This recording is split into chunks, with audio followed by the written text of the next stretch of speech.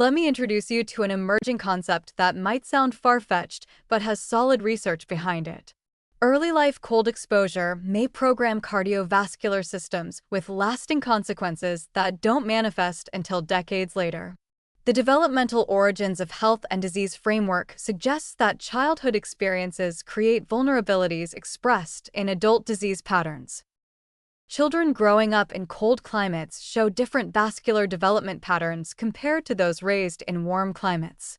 Arterial stiffness, measured using sophisticated ultrasound techniques, differs between populations based on childhood climate exposure. Inflammatory marker baselines vary. These aren't genetic differences, they're developmental adaptations to environmental conditions. The concept is that repeated childhood cold stress may create epigenetic changes, modifications to gene expression that don't alter DNA sequence, but affect how genes function. These changes can persist throughout life, affecting cardiovascular disease susceptibility decades later. This doesn't mean cold exposure is inherently harmful. Appropriate adaptation and protection allow normal development. But inadequate protection, repeated hypothermic episodes, or chronic cold stress during critical developmental windows might create lasting vulnerabilities.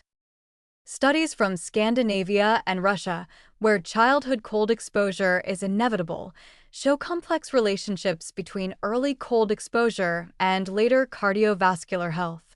Well-protected children who adapted appropriately don't show excess risk. Children with inadequate protection or socioeconomic disadvantage preventing proper cold protection show elevated cardiovascular disease rates decades later. Critical windows in childhood for cardiovascular programming appear to be infancy, when thermoregulation systems are immature, and early adolescence, when vascular systems undergo significant development. Cold stress during these periods might have disproportionate long-term effects. Socioeconomic factors dramatically affect childhood cold exposure adequacy. Wealthy families can provide heated homes, appropriate clothing, and limit outdoor exposure during extreme cold.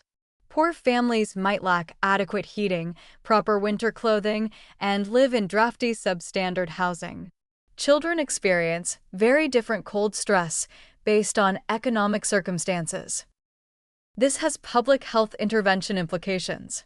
Programs ensuring adequate home heating, providing winter clothing for low-income children, and educating parents about cold protection aren't just preventing immediate discomfort. They might be preventing cardiovascular disease decades in the future. Climate change creates interesting questions about future patterns. As winters become milder in many regions, will this reduce cardiovascular disease burden in future generations? Or will loss of cold adaptation create new vulnerabilities when cold stress does occur? Pediatric screening protocols for children with significant cold exposure history don't currently exist. Should they?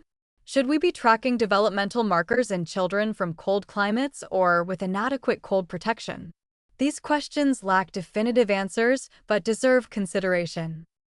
The connection between childhood experiences and adult cardiovascular risk assessment could be strengthened. Medical histories typically ask about family history and adult risk factors. Maybe they should also ask about childhood cold exposure, heating adequacy, and history of cold-related injuries like frostbite. This isn't about creating anxiety about childhood cold exposure. It's about recognizing that cardiovascular health trajectories begin early and that environmental stressors during development might have lasting impacts. Parents, pediatricians, and public health officials should recognize the potential long-term significance of protecting children from excessive cold stress. The research here is still developing. We don't have complete understanding of mechanisms or clear prevention strategies. But the patterns are intriguing and suggest that winter cardiovascular risk isn't just about adult exposures. It might partly reflect a lifetime of cold climate living beginning in childhood.